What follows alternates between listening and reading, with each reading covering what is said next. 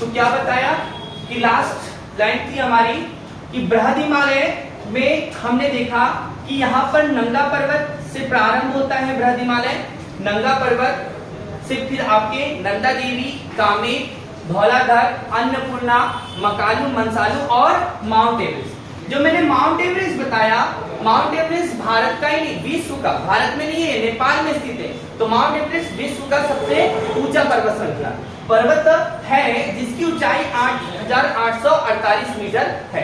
और ये mount Everest जो है, ये माउंट एवरेस्ट नेपाल में है, माउंट एवरेस्ट। तो एक बार फिर से देख लिए कि हिमालय जो है ये प्रमुख 4 भागों में बटा है। हिमालय, ट्रांस हिमालय, बृहद हिमालय, लघु हिमालय और शिवालिक श्रेणी के नाम से भी जाना। तो ये ट्रांस हिमालय जो है ये 3 भागों में, ट्रांस हिमालय कितने भागों में बेटा? 3 भागों में। इनमें है आपका काराकोरम, लद्दाख और जास्कर श्रेणी। काराकोरम, लद्दाख और जास्कर श्रेणी, जिसमें हमारा जो काराकोरम श्रेणी है इसमें K2 स्थित है और K2 जो है ये भारत की सबसे ऊंची चोटी है जिसकी ऊंचाई हमने 8611 मीटर बताई। लद्दाख और जास्कर श्रेणी के, लद्दाख और जास्कर श्रेणी के मध्य से आपकी एक नदी निकलती है, उस नदी का नाम सिंधु नदी। सिंधु नदी जो है ये आपकी कराची के निकट जाकर अरब सागर में मिलती है और सिंधु नदी की सहायक नदियों में झेलम, चिनाब, रावी, सतलज और व्यास है। व्यास सतलज की सहायक, ये आपको ध्यान रखना। अब आगे बढ़ते हैं तो हम बृहद हिमालय, यह वाली श्रेणी जो लाल कलर में दिख रही है ये बृहद हिमालय की है, जो ब्लैक कलर में दिख रहे हैं वो लघु हिमालय है और जो ग्रीन कलर में है वो शिवालिक। इनमें हमने लास्ट कक्षा में आपको बताया था कि बृहद हिमालय लघु हिमालय से कैसे अलग होता है। तो मैंने एक आपको मेन सेंट्रल थ्रस्ट नाम बताया। तो लघु हिमालय बृहद हिमालय से मेन सेंट्रल थ्रस्ट द्वारा अलग होता है, वहीं शिवालिक श्रेणी लघु हिमालय से मेन बाउंड्री फॉल्ट के माध्यम से अलग होता है। तो यहाँ पर पर्वत को अलग करने के लिए एक सीमा बनाई गई, उस तरह से हम उसको मानते हैं।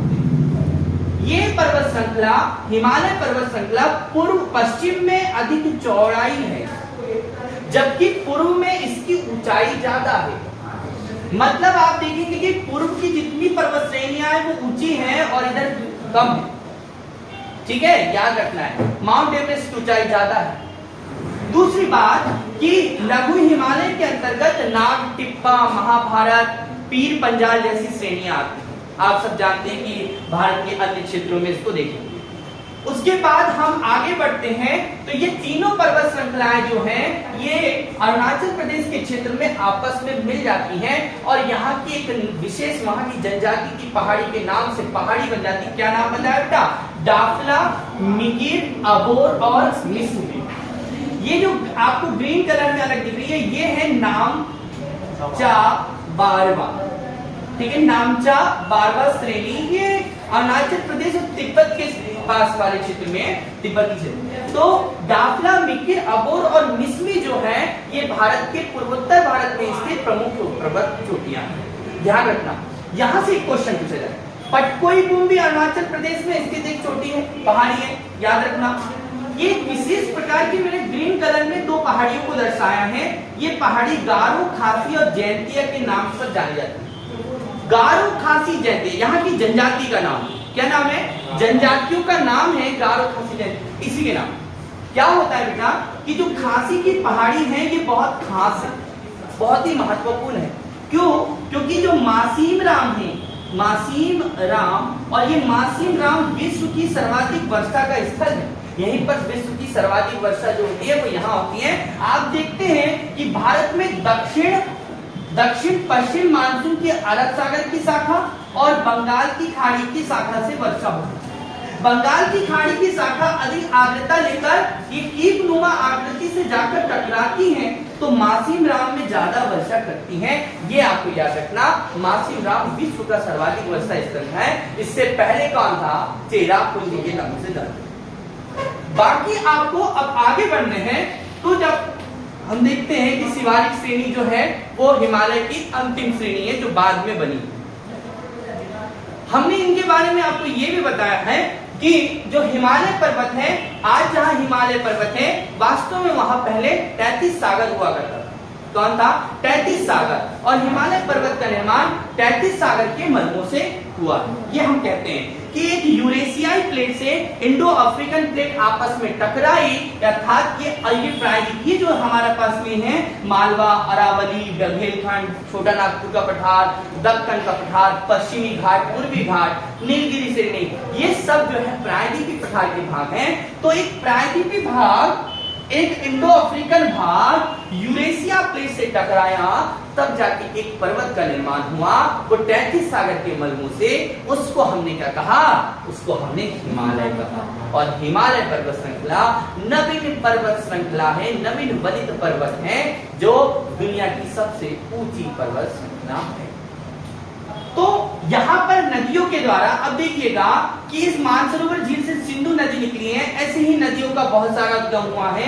उत्तराखंड के गंगोत्री ग्लेशियर से गंगा नदी और यमुनोत्री ग्लेशियर से यमुना नदी का उद्गम होता है। ये नदियां अपनी छोटी सहायक नदियों के द्वारा बहाकर मिट्टियों को लेकर आती है और पर्वत के निचले हिस्से पर मैदानी भाग पर जमा कर देती है। एक विशाल मैदान का निर्माण हो जाता है। उसको हम भारत के, हमारे उत्तर में, इसलिए इसको उत्तर भारत का मैदान, उत्तर भारत का मैदान सिंधु नदी की सहायक नदी और सिंधु नदी के द्वारा, गंगा एवं उसकी सहायक नदी द्वारा, ब्रह्मपुत्र एवं उसकी सहायक नदियों के द्वारा बना है। आप जानते हैं कि अगर हम हिमालय को देखें तो हिमालय को हम नदियों के आधार पर भी बांट सकते हैं कि सिंधु नदी और सतलज नदी के बीच के हिमालय को हमने पंजाब हिमालय के नाम देना है, पंजाब हिमालय या कश्मीर हिमालय। सतलज नदी और काली नदी के बीच के हिमालय को, जो उत्तराखंड राज्य में है, उसको हम कुमायूं हिमालय के नाम से कहेंगे। तीस्ता नदी जो किसकी सहायक नदी है? ब्रह्मपुत्र की सहायक नदी है, वो काली और तीस्ता के बीच में हम नेपाल हिमालय कहेंगे। और तीस्ता और ब्रह्मपुत्र नदी के बीच के हिमालय को हम असम हिमालय कहेंगे, क्योंकि इसका अधिकांश भाग कहाँ है? असम। तो ये क्वेश्चन आपसे पूछे जाएंगे। अगला जो हिस्सा है हमारा, मैदान के बाद मैदान धनुषाकार आकृति में उत्तर मैदान है, जो 7.5 लाख वर्ग किलोमीटर में फैला हुआ है। ये मैदान बहुत ही उपजाऊ जलोढ़ मिट्टी से बना हुआ है। यहाँ पर आपको भावर प्रदेश, तराई प्रदेश, बांगर प्रदेश और खादर प्रदेश, 4 प्रकार के प्रदेश यहाँ आपको देखने को मिलेंगे।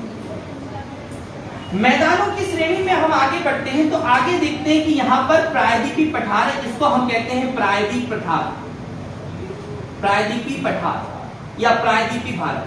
जो 3 ओर से जल से घिरा हो वो एक क्या कहलाएगा? आपका प्रायद्वीपीय पठार कहलाएगा। इस प्रायद्वीप पठार, ये गोंडवाना लैंड की चट्टान का भाग है। किसका? गोंडवाना लैंड। ये आपको मैंने बताया था कि एक अंगारा लैंड और एक गोंडवाना लैंड, ठीक है? तो गोंडवाना लैंड का भाग है। तो उस भाग के मालवा का पठार, आप जैसे सुने हैं कि भैया मालवा का पठार उपजाऊ पठार है, ज्वालामुखी चट्टानों से इसका निर्माण हुआ है। अरावली पर्वत श्रृंखला, अरावली पर्वत श्रृंखला जो है ये विश्व की सबसे प्राचीन पर्वत श्रृंखला है। यहाँ आर्कियन युग की चट्टानें मिलती हैं और ये अरावली पर्वत श्रृंखला गुजरात, राजस्थान, दिल्ली तक के पहुंची हुई है। और अरावली पर्वत को दिल्ली में दिल्ली की पहाड़ी के नाम से जाना जाता है। जो आप कहते हैं ना कि दिल्ली में राजसीना की पहाड़ी है, जहां पर दिल्ली में राष्ट्रपति भवन बना हुआ है। दिल्ली में राष्ट्रपति भवन, इंडिया के दिल्ली में लाल किला स्थित है। लाल किला का निर्माण किसने करवाया? शाहजहां, है ना? और ताजमहल कहाँ स्थित है? आगरा। कहाँ? आगरा। Very good. तो देखिए बेटा, अरावली पर्वत श्रृंखला भी बहुत ही महत्वपूर्ण पर्वत श्रृंखला। इसी तरह से आपकी पश्चिमी घाट, ये पश्चिम में स्थित है, तो पश्चिमी सह्याद्री पर्वतमाला, ये पूर्वी सह्याद्री पर्वतमाला। पूर्वी और पश्चिमी सह्याद्री पर्वतमाला जो है वो एक पर्वत पर मिलती है, नीलगिरी के पहाड़ी, नीलगिरी पर्वत पर, नीलगिरी पर्वत। पश्चिमी घाट पूर्वी घाट का मिलन बिंदु क्या है? नीलगिरी पर्वत। छोटा नागपुर का पठार बहुत ही उपजाऊ पठार है, यहाँ से खनिज संपदा से संपन्न पठार है, इसलिए इसको जो है रूर प्रदेश कहते हैं, ठीक है? और यह पूर्वी तट और इसकी इधर क्या है क्या? पश्चिमी तट। जैसे गिर की पहाड़ी आप लोगों ने सुना है, एशियाई शेर यहाँ पर पाए जाते हैं। एशियाई शेर आपको यहाँ पर देखने को मिलते हैं। तो कुल मिला के इस तरह से आपको यहाँ पे भारत के भूगोल का अध्ययन करना है, जिसमें आपको भारत को जो हमने बांटा है कि पर्वतीय भाग उत्तर का, पर्वतीय भाग फिर उत्तर का मैदानी भाग, प्रायद्वीपीय पठार और पूर्वी घाट और पश्चिम। ठीक है, आपको ये ध्यान रखना है, यहां से एक क्वेश्चन पूछा है। ठीक, इसके बाद हम कर लेते हैं।